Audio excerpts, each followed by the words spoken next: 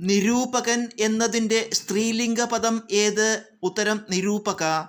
ഉപക്രമം എന്ന പദത്തിൻ്റെ വിപരീതാർത്ഥമായി വരുന്ന പദമേത്? ഉത്തരം ഉപസംഹാരം. പൂവമ്പ് എന്ന പദം പിരിച്ചെഴുതുക. ഉത്തരം പൂ പ്ലസ് അമ്പ്.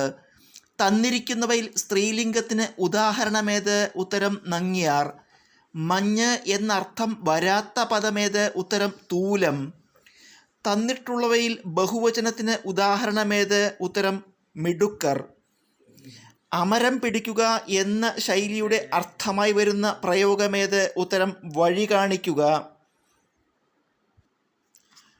കുടിക്കാൻ ആഗ്രഹിക്കുന്നവൻ എന്നതിൻ്റെ ഒറ്റപ്പദം ഏത്? ഉത്തരം പിപാസു. 10, 15 എന്ന പദത്തെ ഘടകപദങ്ങളാക്കുക.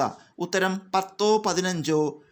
ടിറ്റ് ഫോർ ടാറ്റ് എന്ന ഇംഗ്ലീഷ് ശൈലിയുടെ ശരിയായ പരിഭാഷ ഏത്? ഉത്തരം ഉരുളക്കുപ്പേരി.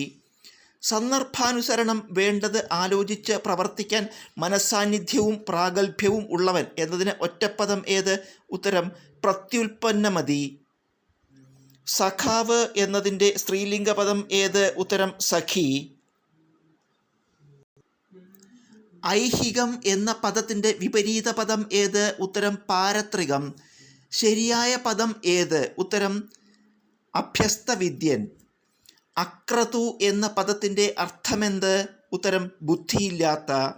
ലേഖകൻ എന്ന പദത്തിൻ്റെ എതിർലിംഗം ഏത്? ഉത്തരം ലേഖിക.